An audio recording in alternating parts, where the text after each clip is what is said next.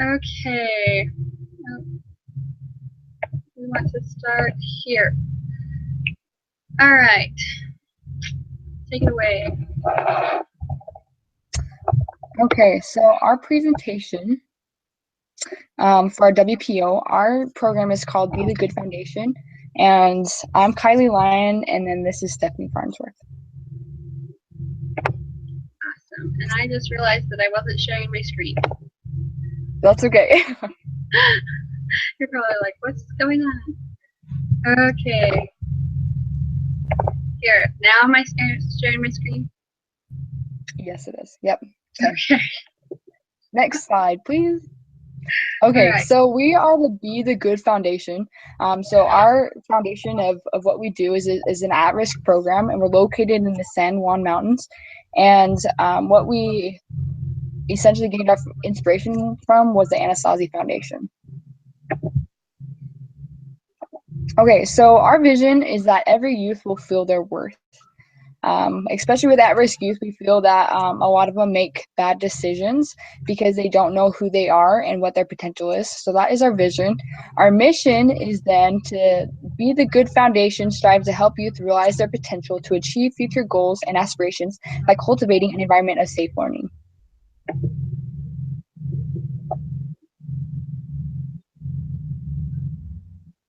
Okay.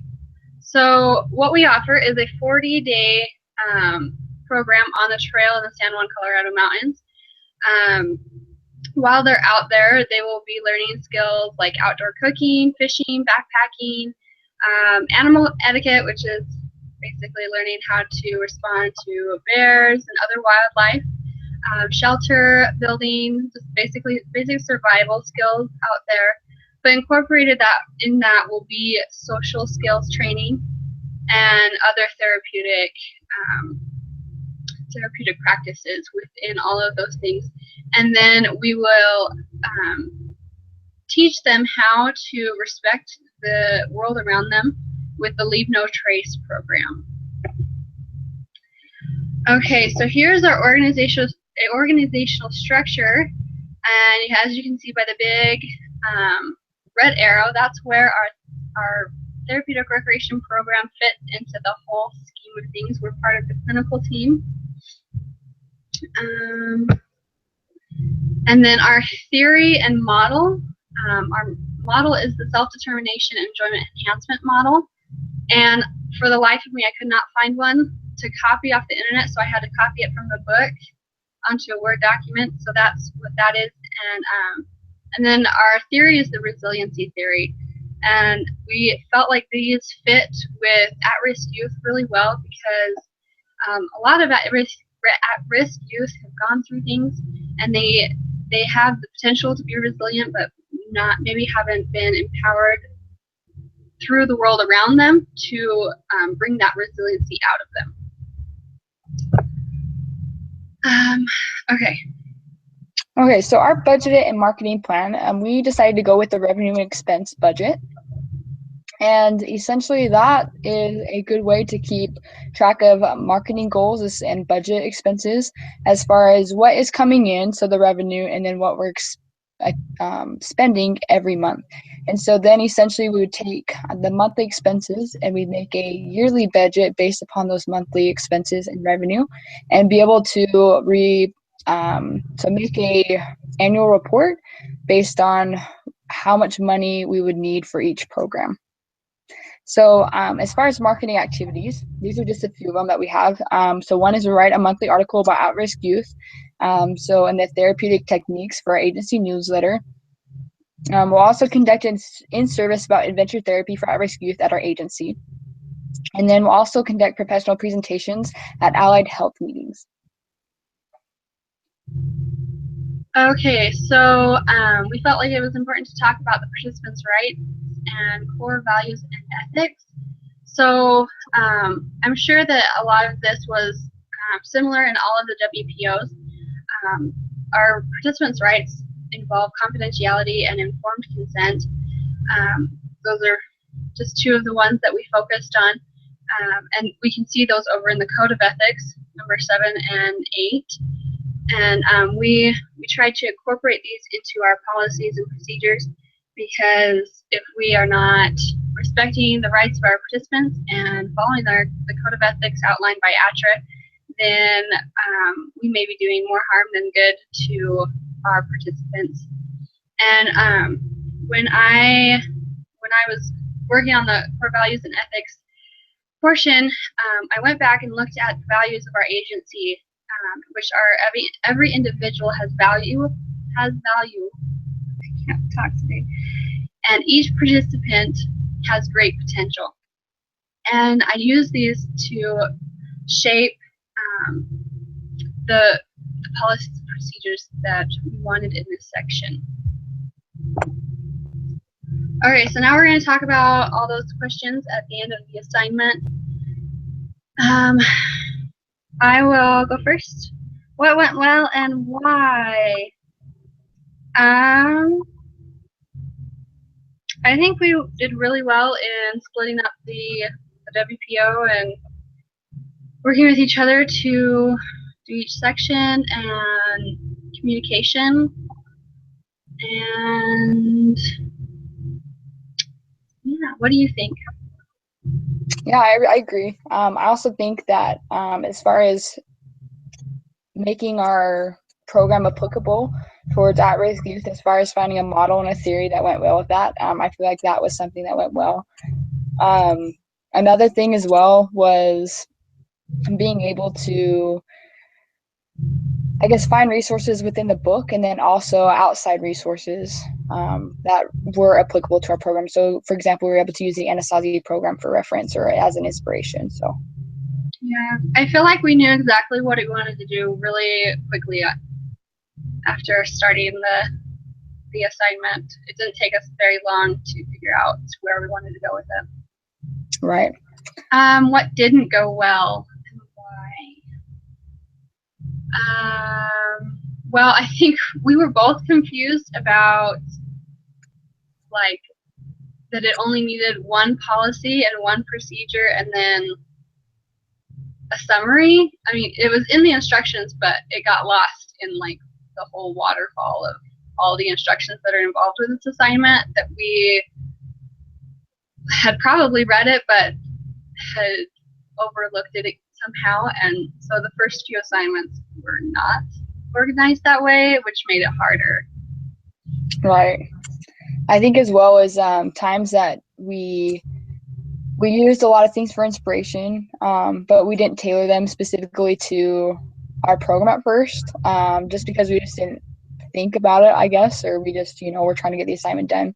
But I think in the end, really, and what was hard about it was, for example, one thing for me especially was writing the Sharps procedure and policy, especially where our program is out, that we're outside and hiking and on trails and at a camp.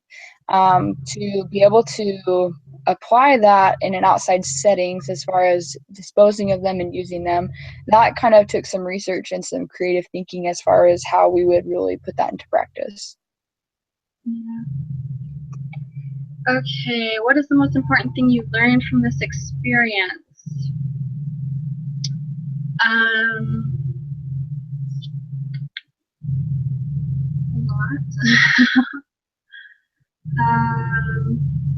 I would say I feel like understanding really what a written plan of operations is, it really serves as a purpose to organize and really facilitate a facility or a program, and to really bring a cohesiveness as far as how it should be run.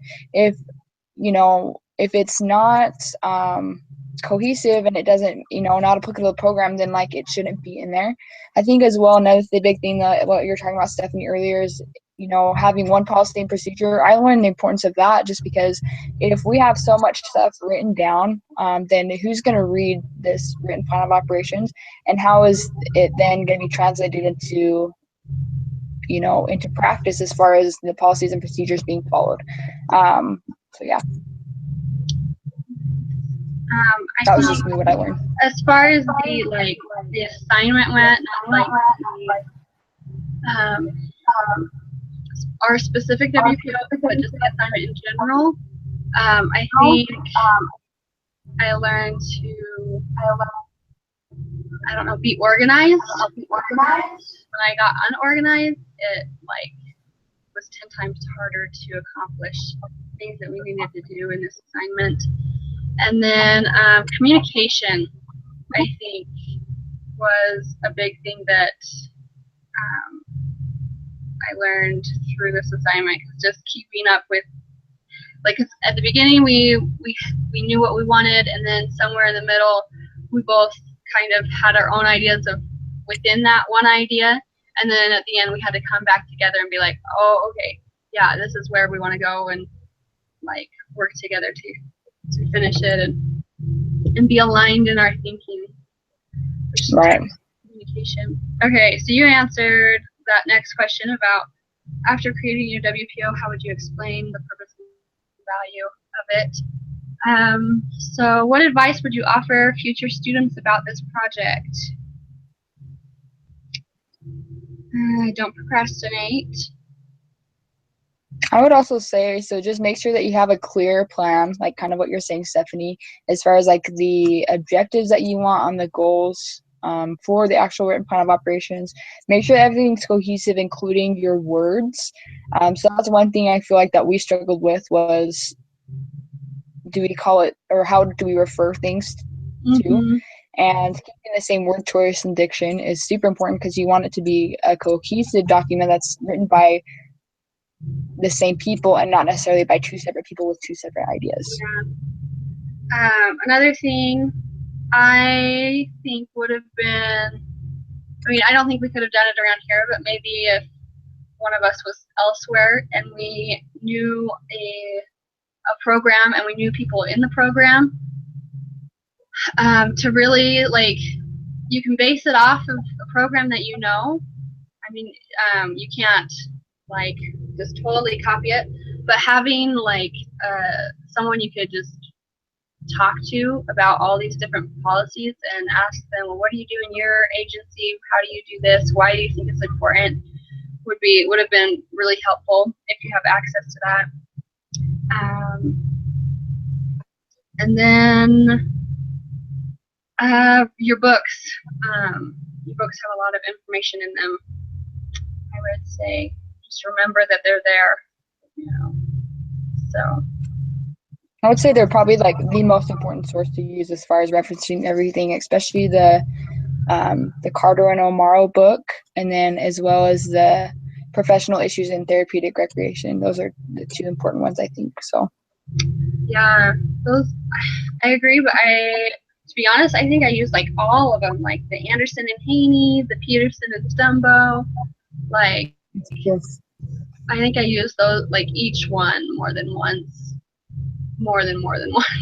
So they're just valuable tools. And finally, what grade do you think we should get? This is hard.